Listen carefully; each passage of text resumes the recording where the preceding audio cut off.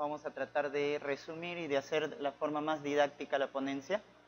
El tema de valvulopatías en cardiología es un tema que más se enfoca desde el punto de vista quirúrgico, ¿no? Porque esa es la principal, digamos, implicancia en cuanto al tratamiento. Como vamos a revisar la parte de fisiopatología, fisiopato es importante porque nos va a ayudar a entender y comprender bien la clínica. ¿Estamos? Entonces, para ello es importante revisar ciertas cuestiones anatómicas para poder entender la parte patológica. Miren, en la parte de embriología, recuerden que el corazón es el primer sistema que empieza a funcionar en el embrión a partir de la tercera semana. ¿Estamos? Luego, entre la cuarta y la quinta semana, el tubo cardíaco ya se fracciona en 4 cámaras, porque se empiezan a formar lo que vienen a ser los tabiques, tanto interauriculares como interventriculares. Pero es recién a la 8ª semana, es cuando las válvulas cardíacas, las auriculoventriculares y las sigmoideas, ya se completan su formación. O sea, a partir de las 8 semanas, el corazón del embrión ya es similar al corazón del adulto. ¿Estamos? De la parte embriológica. Recuerden que las válvulas y los tabiques derivan de los cojinetes endocárdicos, ¿no?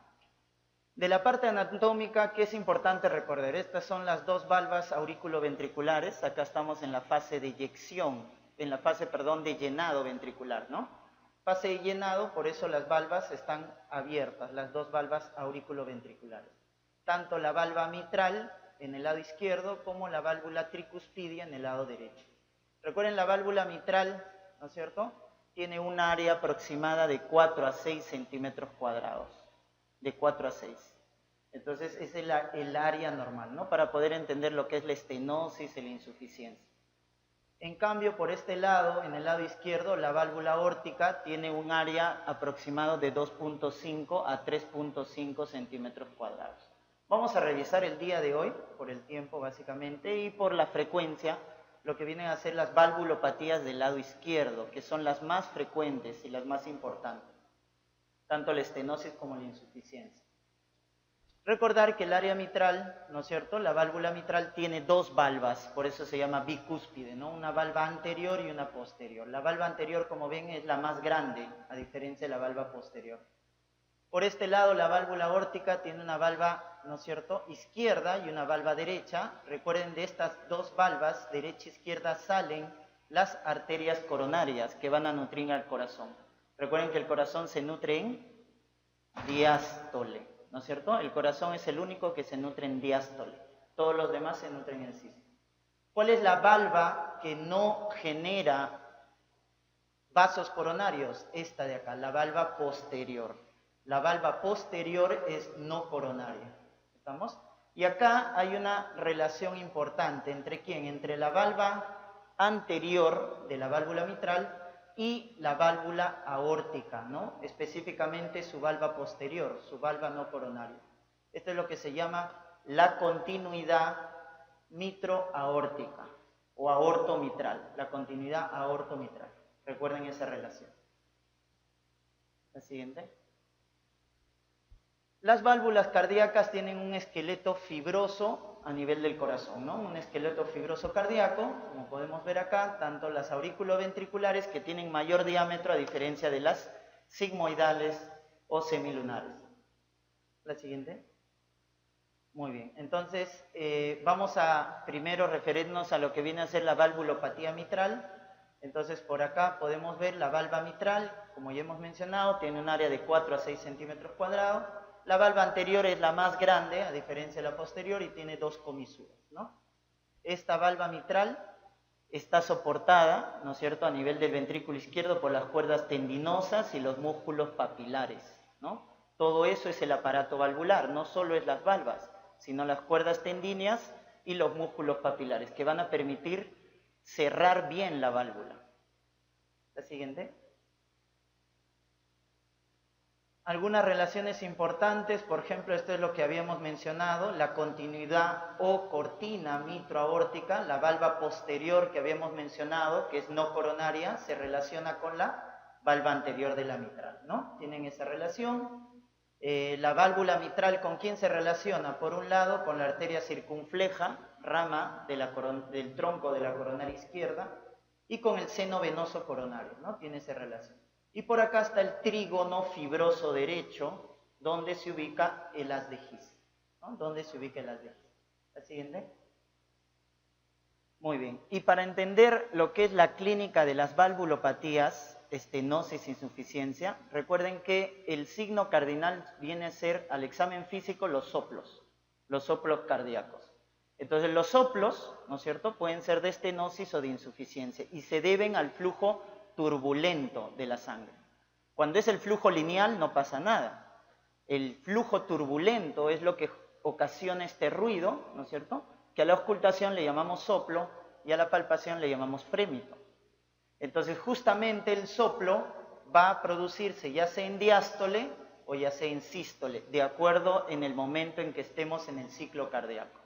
Por ejemplo, ¿no?, para que tengan una idea ya general, si hablamos de la estenosis mitral, entonces nos enfocamos en la diástole.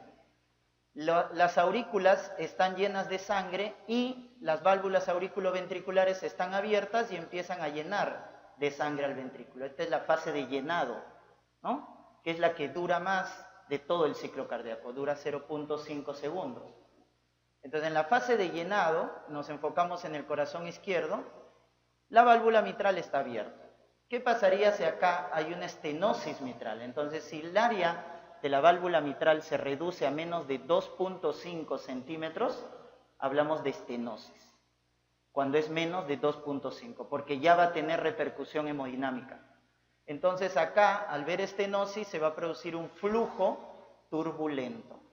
Entonces la estenosis mitral nos va a dar un flujo turbulento en la diástole. Por eso la estenosis mitral nos da un soplo diastólico. Y como el llenado es hacia abajo, ¿no es cierto?, hacia la punta, el soplo diastólico se va a auscultar en el foco mitral, hacia el lado de la punta del corazón. ¿Y dónde está ubicado la punta del corazón? En la línea media clavicular, intersección con el quinto espacio intercostal izquierdo. Entonces, si yo en la punta del corazón, en el ápex, que es el área mitral, ausculto un soplo diastólico, ya está, es una estenosis mitral. Para ahorrar, ¿no es cierto?, y memorizar menos, si la estenosis mitral nos da un soplo diastólico, porque es en llenado, la insuficiencia mitral, ¿qué soplo será? Lo contrario, pues, ¿no? No va a ser lo mismo. Será soplo sistólico. Ya está. La estenosis mitral nos da soplo diastólico. La insuficiencia nos da soplo sistólico. Vamos en la estenosis aórtica. Entonces acá hablamos ya de las válvulas semilunares, ¿no es cierto? Entonces habíamos mencionado, la válvula aórtica tiene un área de 2.5 a 3.5. Nuevamente, si es menos de 2.5 va a tener repercusión hemodinámica. Hablamos de estenosis, cuando el área es menos de 2.5. Entonces no hay pierde. Cuando el área valvular es menos de 2.5, ya sea mitral o aórtica, hablamos de insuficiencia, de estenosis, perdón. Y cuando el área es menos de 1 centímetro, la estenosis es severa, tanto mitral como aórtica, cuando es menos de 1 centímetro cuadrado. Entonces, en la estenosis aórtica vamos a la fase de eyección, que está por acá, porque la válvula aórtica está abierta y el ventrículo izquierdo, que tiene una capacidad de 120 mililitros, eyecta sangre a la aorta. ¿Cuánto de sangre le da a la aorta? 70 mililitros, ¿no? De los 120 le da 70, que es el volumen sistólico. ¿Estamos? Si la válvula aórtica acá estuviera estenosada, entonces se produce un flujo turbulento. Entonces la estenosis aórtica está dando un soplo en la fase de eyección, que viene a ser la sístole. Por ende, la estenosis aórtica nos da un soplo sistólico de eyección. Por consiguiente, la insuficiencia aórtica, ¿qué soplo nos dará? Diastólico. Si la estenosis aórtica nos da un soplo sistólico, la insuficiencia aórtica será un soplo diastólico en el área aórtica. ¿Y dónde se ausculta el foco aórtico? El foco aórtico, miren, la aorta ¿hacia dónde se va? Hacia arriba, ¿no? Para formar el callado. Entonces, el foco aórtico justamente está hacia arriba, en el segundo espacio intercostal derecho. Segundo espacio intercostal derecho. Y miren ese flujo turbulento que genera la estenosis aórtica. ¿A dónde va a llevar ese flujo turbulento? Hacia arriba, hacia el cuello, hacia las carótidas. Por eso cuando te mencionen un soplo sistólico que se va al cuello, estenosis aórtica. ¿Estamos? Muy bien, entonces el soplo ya nos puede dar una idea de lo que está pasando, ¿no es cierto? Ya sea estenosis o ya sea insuficiencia. La siguiente. Gracias. Entonces, la estenosis es algo crónico, es netamente crónico. Por eso la principal causa de estenosis en la válvula mitral es la fiebre reumática, como secuela crónica. Y la estenosis aórtica, ¿cuál es la causa? El envejecimiento de la válvula, la degeneración, la calcificación de la válvula aórtica es lo que genera la estenosis aórtica. Entonces no se olviden ese concepto que la estenosis es crónico. ¿Estamos? A diferencia de la insuficiencia que como vamos a ver es agudo o puede ser crónico.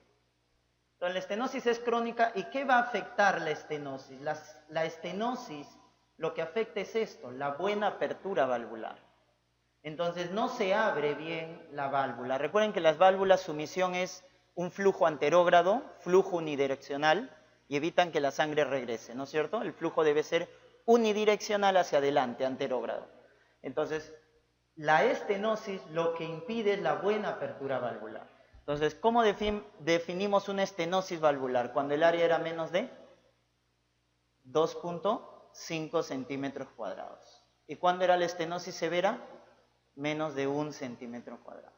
Y ya cuando era severa, ¿qué indicamos? Cirugía. Cuando una estenosis es severa, cirugía. No hay de otra, no hay tratamiento médico. ¿Estamos? Muy bien, la siguiente. Por el contrario, la insuficiencia lo que afecta es el buen cierre de la válvula. La estenosis afecta la apertura, la insuficiencia lo que afecta es el buen cierre de la válvula. Entonces no se cierra bien, por lo tanto la válvula lo que va a permitir es el regreso de la sangre. ¿Estamos? Hace que regrese la sangre. Entonces la insuficiencia, como habíamos mencionado, puede ser de dos tipos. Puede ser aguda o puede ser crónica. ¿Ya? Esa es la primera diferencia. La anterior, por favor, la anterior. En la estenosis, que afectaba la buena, ¿no es cierto? La buena apertura de la válvula, no se abría bien. Al no abrirse bien, entonces tenemos acá arriba la aurícula. Estamos hablando, por ejemplo, de la estenosis mitral. Ahorita arriba tenemos la aurícula izquierda y abajo el ventrículo izquierdo, ¿no es cierto? Si no se abre bien la mitral, ¿qué va a pasar con la aurícula izquierda? Se va a sobrecargar de sangre, porque no lleno bien al ventrículo. Se sobrecarga de sangre y la aurícula izquierda se dilata y aumenta su presión. Eso es lo que genera el principal cambio hemodinámico que genera la estenosis mitral, es el aumento de la presión de la aurícula izquierda, porque se sobrecarga de volumen, ¿ya? Entonces no se olviden que la estenosis al final lo que genera es sobrecarga de presión, sobrecarga de presión. Eso es lo que genera las estenosis, sobrecarga de presión. Si es la estenosis mitral, sobre la aurícula izquierda. Si es la estenosis aórtica, ¿quién se va a sobrecargar de presión? El ventrículo izquierdo. ¿Estamos? Entonces, estenosis es crónico, sobrecarga de presión. ¿De quién? De la cavidad que está por encima de la estenosis. ¿Estamos? Si es mitral, aurícula izquierda. Si es aórtica, ventrículo izquierdo. ¿Y qué pasa cuando una cavidad está expuesta a mucha presión? Presión es resistencia, ¿no es cierto? Entonces, al final, si se sobrecarga de mucha presión, ¿cómo se compensa esa cavidad? ¿Dilatándose o hipertrofiándose? Hipertrofiándose, porque es resistencia, es presión. ¿Cómo venzo la presión? Con más masa del corazón. Entonces, lo que se hace, se genera hipertrofia. Por ejemplo, eso es importante en el ventrículo izquierdo. Cuando hay estenosis aórtica, la sobrecarga de presión en el ventrículo izquierdo genera hipertrofia del ventrículo izquierdo. Y cuando el corazón se hipertrofia, consume más oxígeno. Y como el cuerpo no le puede dar más oxígeno, paro, muerte súbita. La estenosis aórtica es una causa de muerte súbita en pacientes jóvenes, por la hipertrofia del ventrículo izquierdo. que es la compensación a la sobrecarga de presión por la estenosis. ¿Estamos? Muy bien, la siguiente. En cambio, en la insuficiencia, por el mal cierre de la válvula, entonces la sangre regresa. Entonces lo que va a haber es sobrecarga de volumen. Porque si acá estamos, por ejemplo, en una insuficiencia mitral, la sangre de lo que está en el ventrículo izquierdo va a regresar a la aurícula izquierda. Entonces estamos hablando de regreso de sangre. Lo que genera la insuficiencia es sobrecarga de volumen. Le va a llegar más sangre, porque la aurícula izquierda que está arriba se está llenando con las venas cavas. Y aparte le voy a dar sangre que viene del ventrículo izquierdo, por regurgitación. Entonces la insuficiencia genera sobrecarga de volumen. Y cuando una cavidad se somete a sobrecarga de volumen, lo que hace el corazón es dilatarse.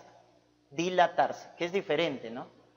La hipertrofia es aumento de grosor, de espesor. La dilatación es aumento de la cavidad, ¿no es cierto? Y la pared se vuelve más delgada, pero se dilata el corazón. Entonces, en conclusión, estenosis es crónica, sobrecarga de presión y genera hipertrofia.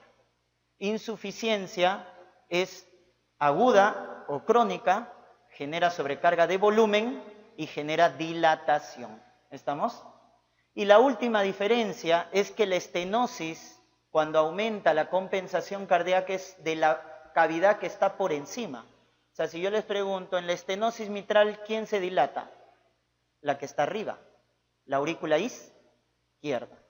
En cambio, en la insuficiencia mitral, ¿quién se dilata? Ambas cavidades, aurícula izquierda y ventrículo izquierdo. Conclusión, la estenosis hace crecer la cavidad que está por encima de la válvula. La insuficiencia hace crecer las dos cavidades, arriba y abajo. ¿Estamos? Muy bien. La siguiente.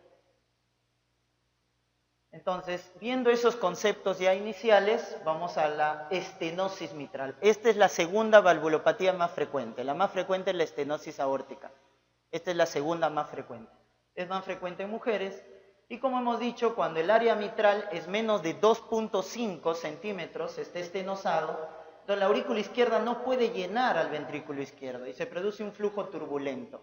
Como estamos en llenado, llenado es diástole, el soplo es diastólico. ¿Y a dónde se irradia ese soplo diastólico? A la punta del corazón. Miren la dirección, la punta del corazón. Soplo diastólico en el ápex. Quinto espacio con línea media clavicular. ¿Estamos? ¿Y quién se va a sobrecargar de presión? Como es estenosis, el que se sobrecarga de presión es la aurícula izquierda. Y la aurícula izquierda no puede tener mucha presión.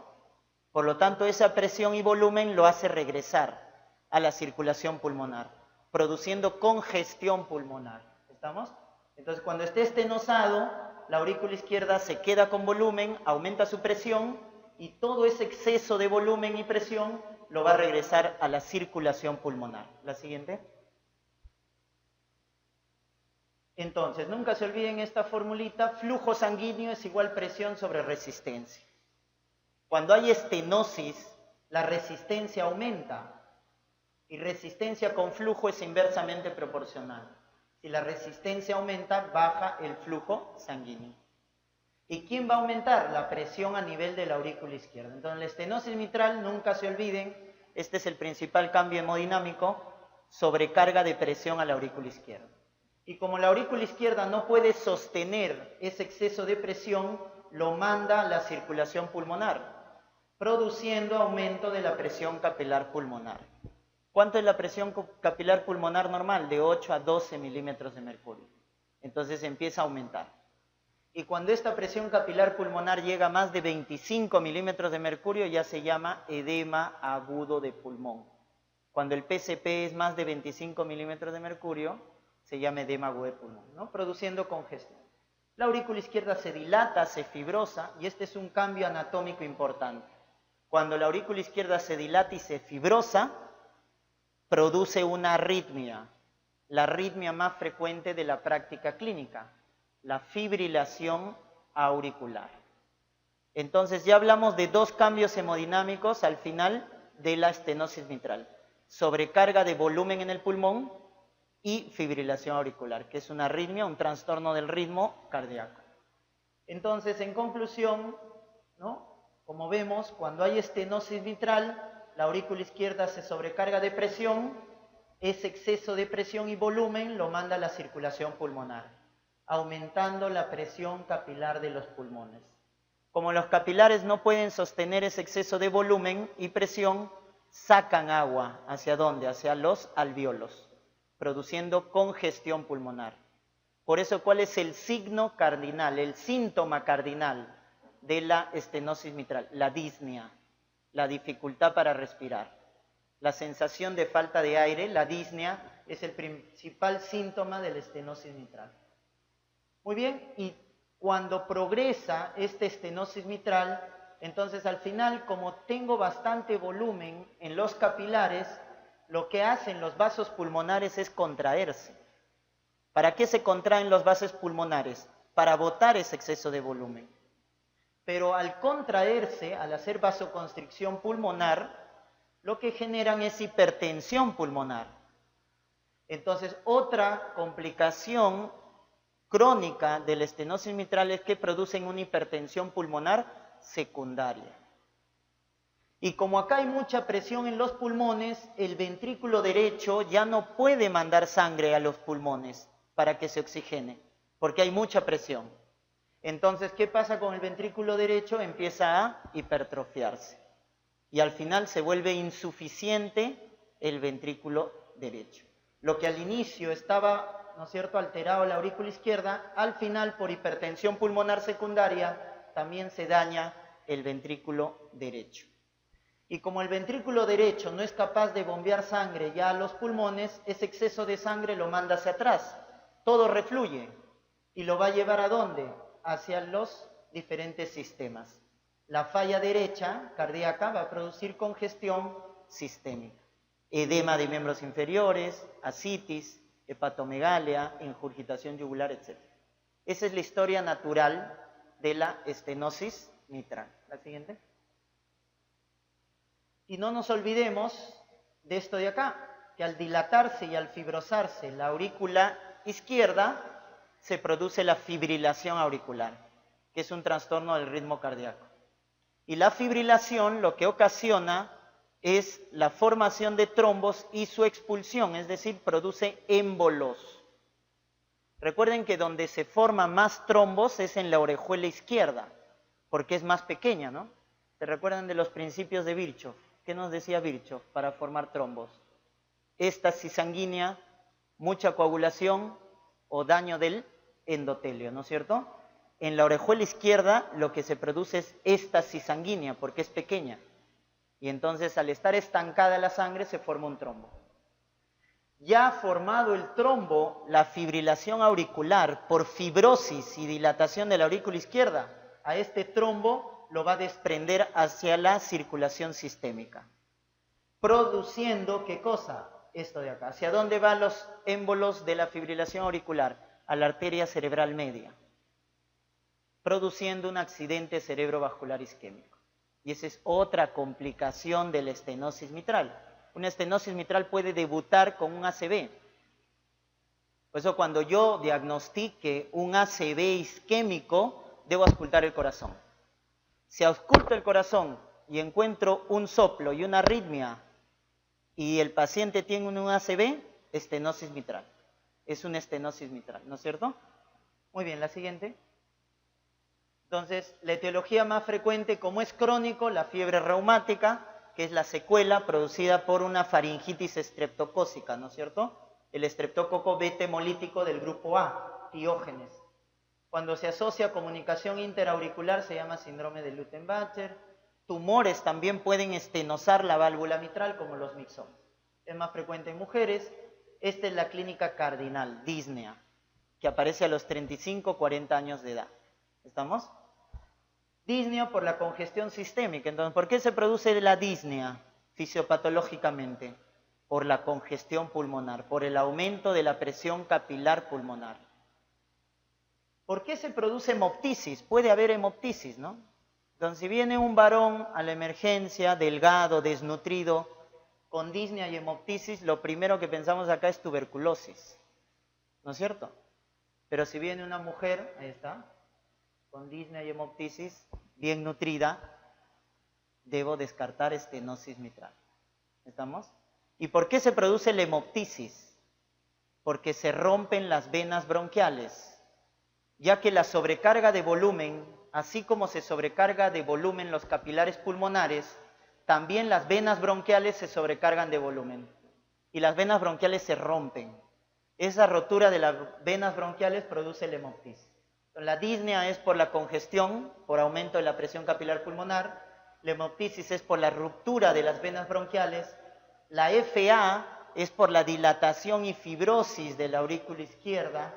Los embolismos es porque la FA formó trombos y lo mandó a la circulación sistémica, ¿no es cierto? Lo más frecuente, arteria cerebral media. Y esto es lo más crónico, ¿no es cierto? Que al final produzca hipertensión pulmonar secundaria, y esa hipertensión pulmonar secundaria, ¿qué va a generar? Falla cardíaca derecha. ¿Estamos? La siguiente. Muy bien, entonces no se olviden, estenosis mitral, soplo diastólico, que se va a la punta del corazón. Soplo diastólico que se va a la punta del corazón. La siguiente. Muy bien. Esta estenosis mitral, que como habíamos dicho, genera un soplo diastólico, ¿no es cierto? Y que se va a la punta. Cuando es crónica, al final genera, ¿no es cierto?, dilatación del ventrículo derecho. ¿Se acuerdan la hipertensión pulmonar? Entonces la hipertensión pulmonar iba a hacer que el ventrículo derecho se dilate, se hipertrofie, produciendo una insuficiencia pulmonar, porque el ventrículo derecho al crecer dilata la válvula, en este caso pulmonar, la válvula pulmonar en el lado derecho. Y al dilatarse el anillo de la válvula pulmonar, esta se vuelve insuficiente, no se va a cerrar bien, produciendo reflujo de sangre. Y esta insuficiencia pulmonar también va a dar un soplo diastólico. Entonces, como consecuencia de una estenosis mitral severa, crónica, se produce otra valvulopatía funcional que se llama insuficiencia valvular pulmonar. Insuficiencia pulmonar, por la falla derecha. Y esto tiene un epónimo porque esta insuficiencia pulmonar genera acá nuevamente un soplo diastólico, que se llama soplo de Graham-Still. Soplo de Graham-Still. Entonces, el soplo de Graham-Still es el soplo diastólico de la insuficiencia pulmonar, producto de una estenosis mitral crónica severa. La siguiente. Ahí están los focos, entonces acá miren la punta del corazón, línea media con quinto espacio intercostal izquierdo. Si oculto acá un soplo diastólico, estamos hablando de una estenosis mitral. La siguiente. Bueno, esto ya lo van a ver más adelante. En la parte electrocardiográfica vamos a ver qué va a pasar entonces con el ventrículo izquierdo. ¿El ventrículo izquierdo crece o no crece? ¿Qué habíamos dicho de la estenosis? ¿Quién crece cuando hay estenosis? ¿El que está arriba o abajo? El que está arriba. El que crece es la aurícula izquierda. Entonces vamos a ver, miren, una onda P, la onda P del EKG, que es la despolarización de las aurículas. La onda P va a estar crecida. El aumento de la onda P significa que la aurícula está aumentada de tamaño. La aurícula izquierda ha crecido. Otro dato importante del crecimiento de la aurícula izquierda ya a nivel radiológico, miren, el ventrículo está normal. El que ha crecido es la aurícula izquierda. ¿Y cómo me puedo dar cuenta que la aurícula izquierda ha crecido? ¿Recuerdan la posición de los bronquios? ¿No es cierto? Nos enseñaron en anatomía. ¿Cómo era el bronquio derecho? Era vertical y corto, ¿no es cierto? Entonces, ¿dónde está la aurícula izquierda? La aurícula izquierda está acá.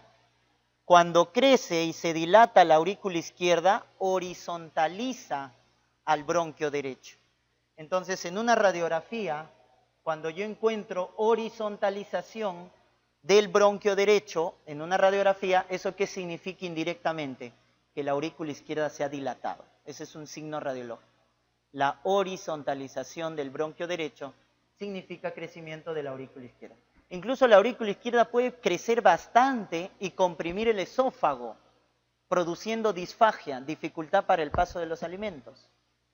La aurícula izquierda puede crecer tanto que comprime el nervio laringio recurrente, rama del... ¿De quién es rama el nervio laringio recurrente? Del vago, produciendo, si se comprime el nervio laringio recurrente, ¿qué va a producir? Disfonía, va a producir disfonía. Son signos que ustedes pueden encontrar entonces en la estenosis mitral, producto del crecimiento de la aurícula izquierda. ¿Ya? Eso se llama el signo de Horner. Por crecimiento de la aurícula izquierda se comprime el nervio laringio inferior produciendo disfonía. ¿Ya? Y el que confirma las valvulopatías, recuerden, es el ecocardiograma, ¿no? El ecocardiograma va a informarme del área valvular, la velocidad, la gradiente de presión, etcétera, que ya eso tiene que ver con la parte de tratamiento quirúrgico, ¿no? La siguiente. Muy bien, entonces si la estenosis mitral nos daba un soplo diastólico en el ápex, la insuficiencia mitral ya vamos viendo que nos va a dar un soplo sistólico. Un soplo sistólico en el área mitral. Entonces, ¿qué significa insuficiencia? Que no se cierra bien. El ventrículo izquierdo se ha llenado de sangre. Debe de salir a la aorta, pero regresa, miren, como regurgita a la aurícula izquierda. Hay una regurgitación de sangre, porque no se cierra bien la válvula mitral. Entonces hablamos de una insuficiencia mitral. Entonces la aurícula izquierda se va a sobrecargar de volumen porque estaba llenándose de las venas cavas y la sangre ha regresado. Entonces la aurícula izquierda nuevamente se sobrecarga de volumen. Entonces hay aumento nuevamente de la presión y el volumen a nivel de la aurícula izquierda.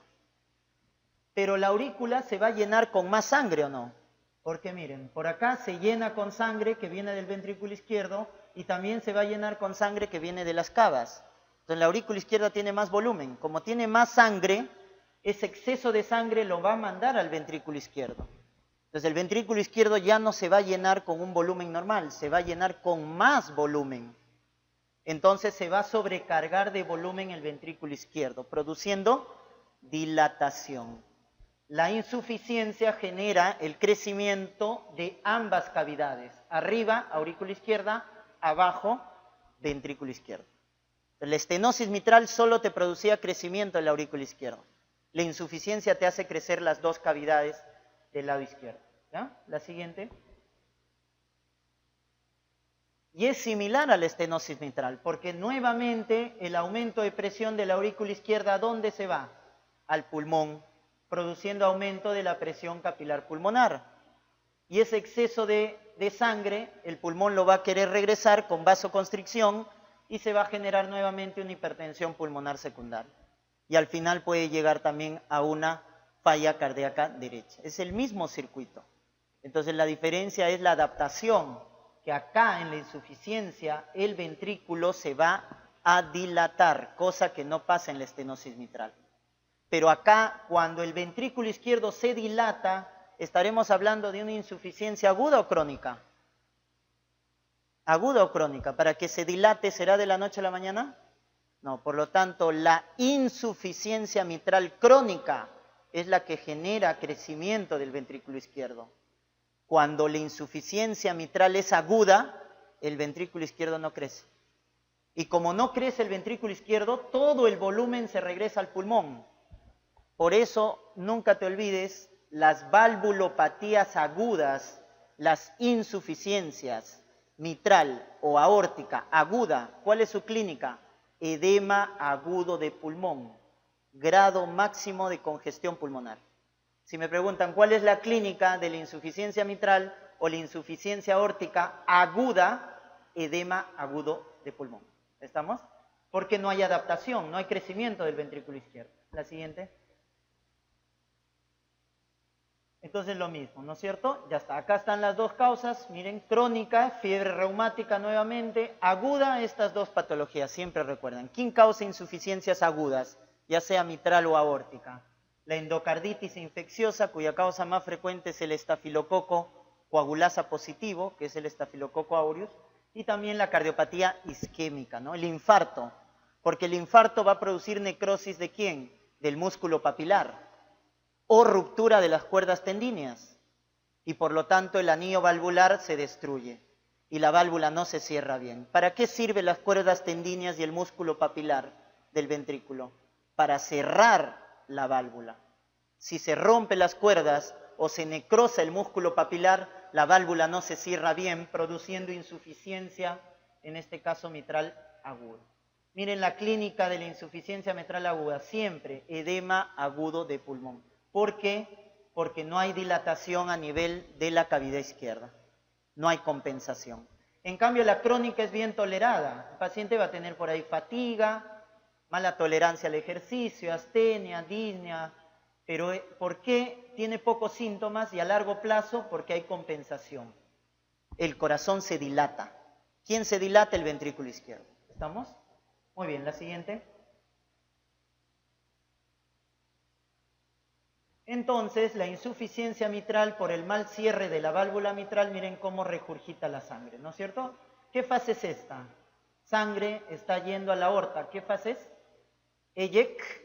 Eyección, sístole. Y en esta sístole está regurgitando la sangre, por lo tanto el soplo será sistólico, soplo sistólico. ¿Y a dónde se irradia? Si la estenosis mitral se irradiaba al ápex, la insuficiencia mitral se irradia a la axila, porque la regurgitación se va a irradiar a la axila. Ya está, soplo sistólico que se va a la axila, insuficiencia mitral. ¿Cómo diferencio si es aguda o crónica? La dilatación del ventrículo izquierdo. Si no está dilatado, agudo. Si está dilatado, crónico. La siguiente. Nuevamente, foco mitral. Entonces acá un soplo sistólico que se va a la axila, insuficiencia mitral. Soplo diastólico que se va al ápex, estenosis mitral. ¿Estamos? La siguiente. Entonces, ¿cómo me doy cuenta si la falla mitral ha sido aguda o crónica? Con una radiografía, porque voy a ver, miren, el crecimiento del ventrículo izquierdo. Como se ha dilatado, la punta del ápex se ha desplazado. Entonces, ¿hacia dónde se desplaza? Hacia la izquierda y hacia abajo. Entonces, cuando yo veo la punta muy hacia la izquierda y hacia abajo, quiere decir dilatación del ventrículo izquierdo. Y eso es complicación de la insuficiencia mitral crónica. ¿Estamos? Y también vamos a tener complejos QRS altos, como ven por acá en las precordiales izquierdas del EKG, B5, B6. ¿Estamos? Muy bien, la siguiente. Ya está. Y esta es la valvulopatía más frecuente, la estenosis aórtica. ¿Por qué? Porque hemos aumentado la esperanza de vida, ¿no es cierto?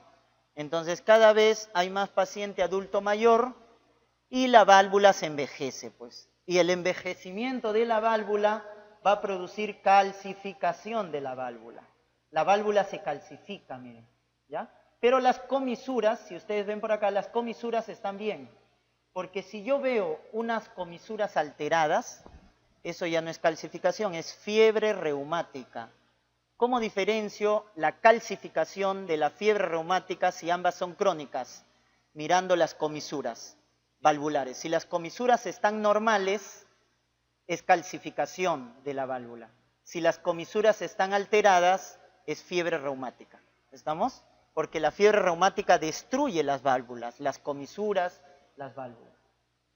Entonces, esta es la causa más frecuente de estenosis aórtica y esta es la valvulopatía más frecuente, la estenosis aórtica, ¿ya? Por degeneración o calcificación. Cuando yo veo la válvula aórtica en un ecocardiograma, lo veo así, con 3 valvas. Recuerden, la válvula aórtica tiene 3 valvas, derecha, izquierda y la no coronaria, que es posterior. Este es el signo de Mercedes-Benz. Entonces eso yo lo veo en el ecocardiograma. Eso es normal.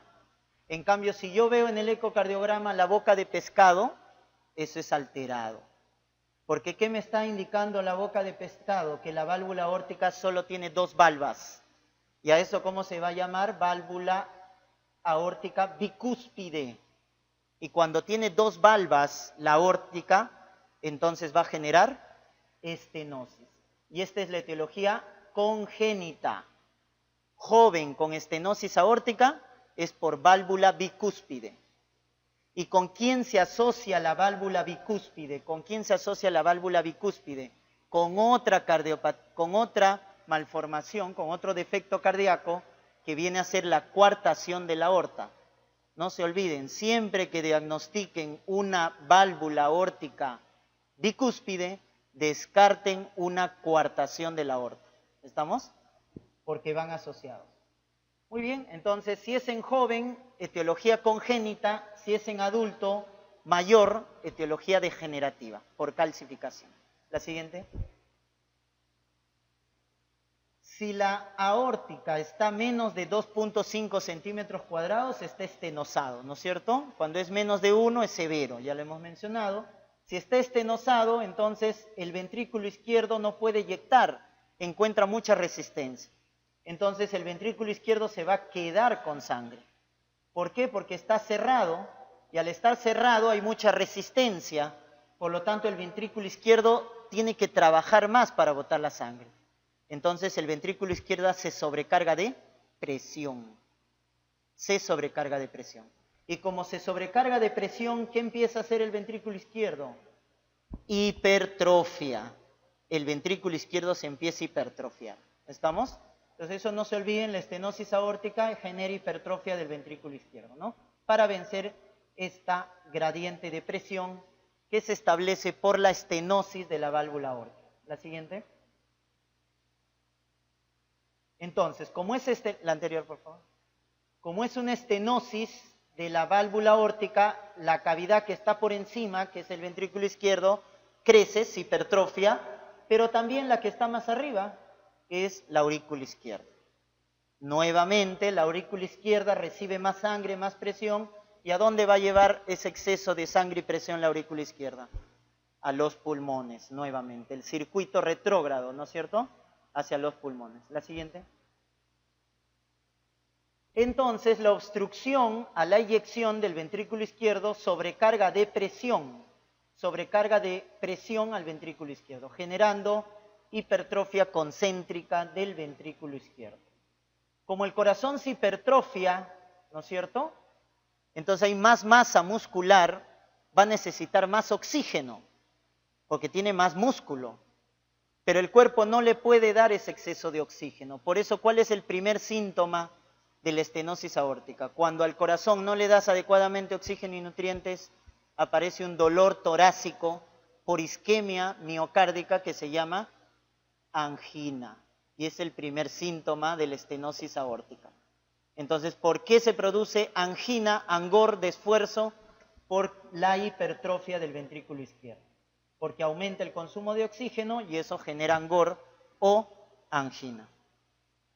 Luego el ventrículo izquierdo crece tanto, se hipertrofia, que va a obstruir más a la aorta. Encima que esté estenosado la aorta, el ventrículo al hipertrofiarse obstruye más a la aorta. Por lo tanto, ¿cómo va a estar el gasto cardíaco? Disminuido. Y un gasto cuando está muy disminuido y el paciente hace ejercicio y como no puede aumentar el gasto, ¿qué se produce? Síncope, que es el segundo síntoma de la estenosis aórtica. El paciente hace síncope. Entonces tiene angina, hace ejercicio, se puede desmayar, hace un síncope cardíaco. Y el tercer síntoma, que es el de peor pronóstico y que indica cirugía en el paciente con estenosis aórtica, es la disnea. Porque ¿qué significa o qué traduce la disnea? Que todo el exceso de la sangre y la presión, ¿a dónde ha ido? A la aurícula izquierda, y la aurícula izquierda, ¿a dónde lo mandó? Al pulmón. Entonces, ¿cuál es la tríada clínica de la estenosis aórtica? La tríada clínica es angina, primero, segundo síncope, y el último y de peor pronóstico, la disnea. Esa es la tríada. Otros pacientes no tienen buena suerte y de frente, ¿qué hacen? Muerte súbita. Estenosis aórtica en gente joven produce muerte súbita. Por eso, si el paciente es joven y tiene estenosis aórtica, rápidamente un ecocardiograma. Si en el ecocardiograma encuentro esto de acá, que es el gradiente transtorácico, más de 40 o 50, indica cirugía. Indica cirugía, porque es severa, ¿no? Otra indicación para cirugía, ¿cuándo era? Cuando el área valvular era menos de 1 centímetro, porque eso significa que es severa. Así no tenga síntomas el paciente. Si la estenosis aórtica es severa, menos de 1 centímetro cuadrado, y así no tenga síntomas, indico cirugía. La siguiente. Entonces, la hipertrofia del ventrículo izquierdo genera esto, pues, ¿no? Angina, síncope y lo último y peor pronóstico, disnea. En estadios avanzados aumenta la presión del pulmón, hay falla cardíaca, etcétera, ¿no? Entonces, recuerden, la compensación de la estenosis aórtica es la hipertrofia del ventrículo izquierdo. La siguiente. Ya está. Y miren cómo empeora el pronóstico según la aparición de los síntomas. Si aparece angina, la sobrevida es de 5 años. Si aparece síncope, 3 años. Y si aparece la disnea, que es el de peor pronóstico, la sobrevida es a 2 años. Por eso cuando aparece disnea ya hay que indicar tratamiento quirúrgico. Es el síntoma de peor pronóstico. Ahí está la triada de la estenosis aórtica. El paciente puede pasar muchos años de periodo de latencia, porque el miocardio compensa, pues. ¿Cómo compensa el miocardio? Hipertrofiándose. ¿Qué ley aplicamos cuando el ventrículo izquierdo se hipertrofia? Ley de, ahí está, la ley de Laplace. La ley de Laplace nos dice cómo bajamos el estrés de la pared, hipertrofiando el corazón. Cuando el corazón se hipertrofia, baja el estrés parietal, baja la tensión de la pared. ¿Estamos? Esa es la ley que se aplica. La siguiente. Entonces, la estenosis aórtica, ¿dónde estamos? En eyección. La siguiente. Estamos en eyección y por lo tanto el flujo va a ser en sístole. ¿Estamos? Es en sístole. Entonces, el soplo de la estenosis aórtica es un soplo sistólico eyectivo, pero miren hacia dónde se va el flujo turbulento. Hacia arriba. ¿Hacia dónde se va? Hacia el cuello. Entonces, soplo sistólico en área aórtica que se va al cuello, estenosis aórtica. Si se iba a la axila, el soplo de ¿quién era? Insuficiencia mitral. Si se iba al ápex, estenosis mitral. Si se va al cuello, estenosis aórtica. ¿Estamos? La irradiación nos puede ayudar. La siguiente. Y el pulso, miren, el pulso. Como hay un bajo gasto cardíaco, hemos dicho, por eso el paciente tiene disnea, etcétera, fatiga, mala tolerancia al ejercicio, el bajo gasto cardíaco genera este pulso, miren. Un pulso pequeñito llamado pulso parvus tardus. Ese es el pulso de la estenosis aórtica, pulso parvus tardus. ¿Ya? La siguiente. Entonces, foco aórtico, segundo espacio intercostal derecho. Se ha oculto acá un soplo sistólico que se va al cuello, si se va a la carótida, entonces diagnosticamos una estenosis aórtica. La siguiente.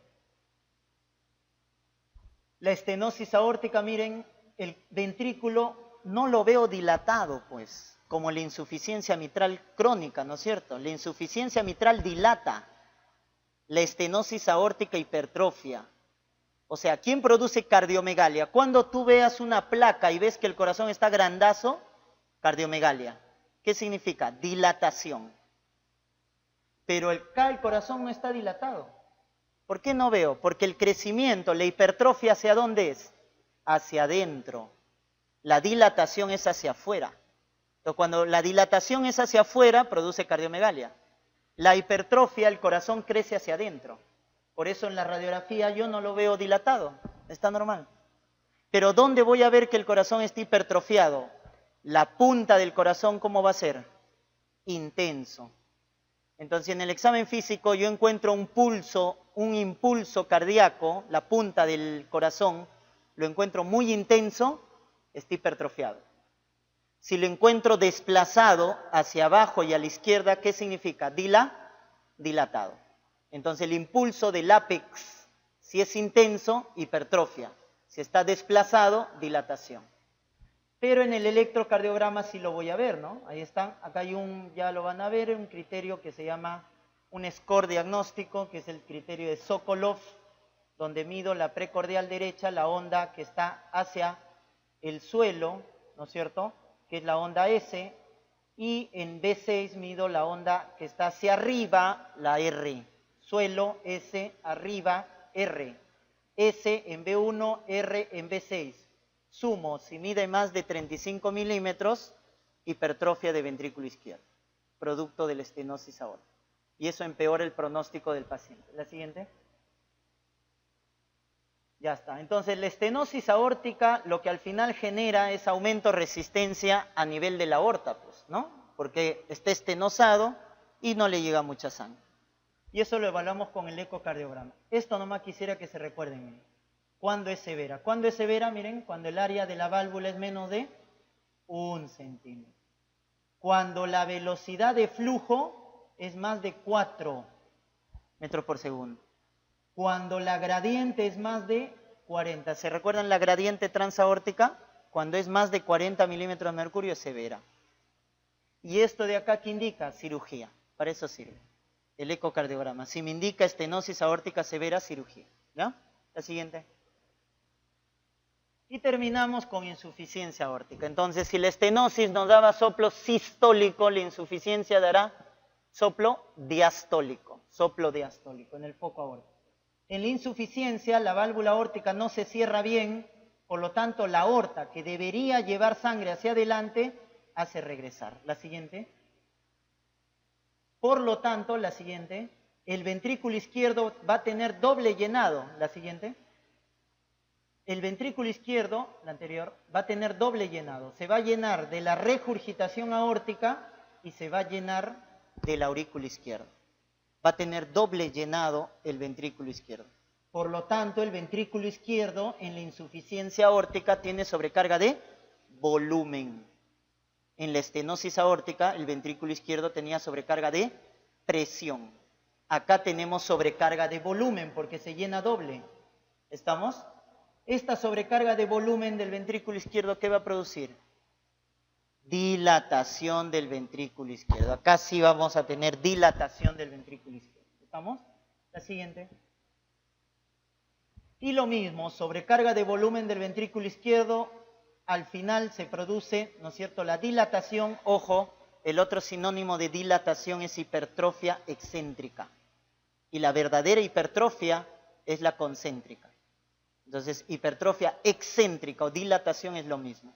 El corazón crece hacia afuera, por eso se llama excéntrica, crece hacia afuera.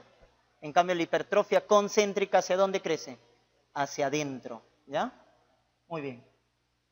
Entonces, al final, esta dilatación, ¿no es cierto?, esta sobrecarga de volumen, ¿no es cierto?, produce dilatación del ventrículo izquierdo. ¿Estamos? Dilatación del ventrículo izquierdo. Muy bien. La siguiente. Como hemos mencionado, la insuficiencia aórtica puede ser aguda, puede ser crónica. Las insuficiencias agudas o crónicas. Nuevamente, endocarditis, traumas, ¿no? Hay tratamientos endovasculares que pueden lesionar la válvula aórtica o disección de aorta, ¿no? Un aneurisma, por ejemplo, que genera que se diseca. Y crónica, nuevamente, fiebre reumática, sífilis, vasculitis, síndrome de Marfan, espondilitis anquilosante, etc. Hay varias causas de insuficiencia aórtica crónica. Nuevamente, miren, la insuficiencia aguda, como no se dilata, no se compensa el corazón, edema agudo de pulmón. Las insuficiencias agudas generan de frente edema agudo de pulmón. En cambio, las crónicas van a dar angina, disnea por falla cardíaca y el corazón se dilata. En este caso, el ventrículo izquierdo. La siguiente. La siguiente. Entonces, en este caso, la insuficiencia aórtica, ¿no es cierto? La válvula aórtica no es capaz de cerrarse, por lo tanto, regresa la sangre hacia el ventrículo izquierdo. Entonces, el ventrículo izquierdo se llena doble de la aurícula y de la aorta. Sobrecarga de volumen. Y el típico signo de la insuficiencia aórtica es este de acá, este pulso. La punta es el sístole, el valle es la diástole. Entonces, ¿cuánto es la presión sistólica normal? 120 milímetros de mercurio. Y la diastólica, 80 milímetros de mercurio. Si yo resto sístole menos diástole, ¿cómo se llama eso? Presión de pulso, que sería 40 milímetros de mercurio normal. Presión de pulso. Entonces, ¿qué es lo que encontramos en la insuficiencia aórtica? La presión sistólica aumenta bastante. ¿Por qué? Porque recuérdate que el ventrículo izquierdo tiene doble llenado. Al tener doble llenado tiene mucho volumen. Todo ese volumen lo va a mandar a la aorta. Entonces la presión sistólica en la aórtica va a aumentar. Miren cómo aumenta la presión sistólica. pero la presión diastólica, que es el regreso de la aorta al volumen normal, va a disminuir.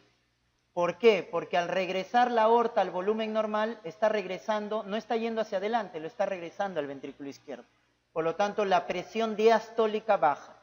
Entonces, miren qué se produce. La presión sistólica aumenta más y la presión diastólica disminuye más. Por lo tanto, la presión de pulso, ¿qué pasa? Aumenta. La presión de pulso aumenta. Generándose esto de acá que se llama pulso amplio o pulso saltón o pulso Zeller, que es el típico pulso de la insuficiencia aórtica. Si la estenosis aórtica nos daba el pulso parvus tardus, la insuficiencia aórtica nos da el pulso saltón o pulso amplio, no se olviden. Y el soplo será en diástole, pues, ¿no? Que tiene su epónimo, ¿eh? Se llama soplo de Austin-Fleet. Soplo de Austin-Fleet. La siguiente. Y nuevamente, pues, ¿dónde vamos a auscultar? En el foco aórtico, soplo diastólico. Este sí no tiene irradiación. Por lo tanto, ¿cómo lo voy a diagnosticar? Con el pulso. Van a ver, el pulso es típico, es un pulso intenso, ¿no es cierto? Incluso cuando uno ve la úvula del paciente, la úvula está latiendo, la úvula del paciente. Y hay una clínica bien florida en la parte semiológica de la insuficiencia aórtica. Se ve el pulso de la arteria femoral. Se ve porque el pulso es amplio. Ese pulso se llama saltón o amplio. Entonces, si yo en un adulto encuentro pulso saltón, insuficiencia aórtica. En un adulto, pulso saltón, insuficiencia aórtica. Si en un recién nacido encuentro un pulso saltón, ¿qué es? Persistencia del conducto arterioso, que es una cardiopatía congénita. Por lo tanto, el esquema es pulso saltón en recién nacido, PCA. Pulso saltón en adulto, insuficiencia aórtica. ¿Estamos? Muy bien. La siguiente. Y acá sí voy a encontrar el ventrículo izquierdo dilatado. Va a haber una cardiomegalia. Y si no encuentro cardiomegalia, será una insuficiencia aórtica aguda, como en este caso. No está dilatado el corazón, insuficiencia aórtica aguda. Porque si lo encuentro dilatado, es una insuficiencia aórtica crónica, ¿no? Y en el electro también vamos a ver que las precordiales del lado izquierdo van a estar aumentados los complejos QRS. Muy bien. Listo, chicos. Espero que haya sido de su ayuda. Nos volvemos a ver en otra oportunidad. Gracias.